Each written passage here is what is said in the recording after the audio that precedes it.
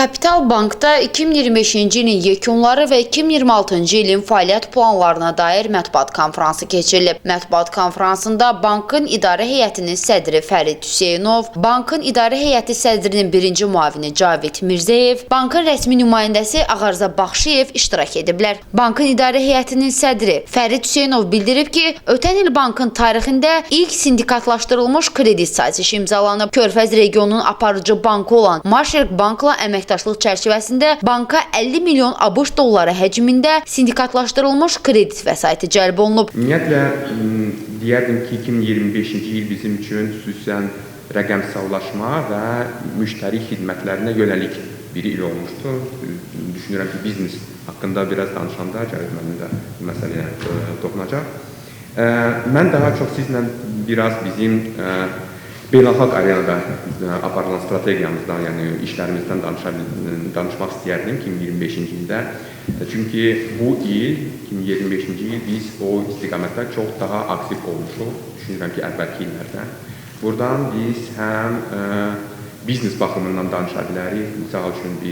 Misal üçün Özbəkistanın çox bilinən və müasir IT ekosistemi, uzun ekosisteminə olan o şirkətlərin birinə sindikativ kredit ayırmışıq, o maliyyələşməni aparmışıq. Yəni, bu hər iki istiqamətdə, belə deyək, olub. Amma həm də siz də bizim haqqımızda bilirəm, çox yazmışsınız, amma xarici mediada, yəni ki, bizi keçən də deyərdim ki, qiymətləndirib. Yəni, misal üçün, International Investor jurnalında biz ən yaxşı kommersiya bankı mükafatını bu ada belə deyək də layiq görülmüşük.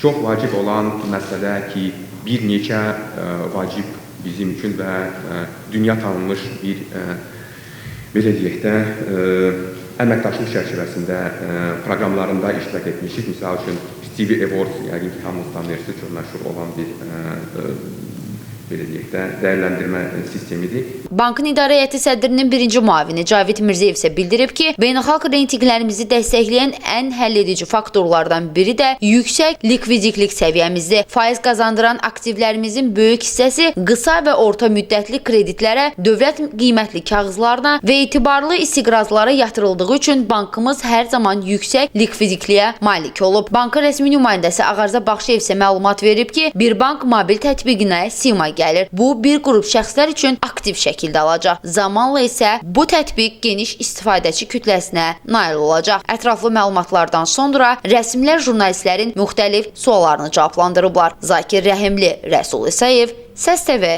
xəbər.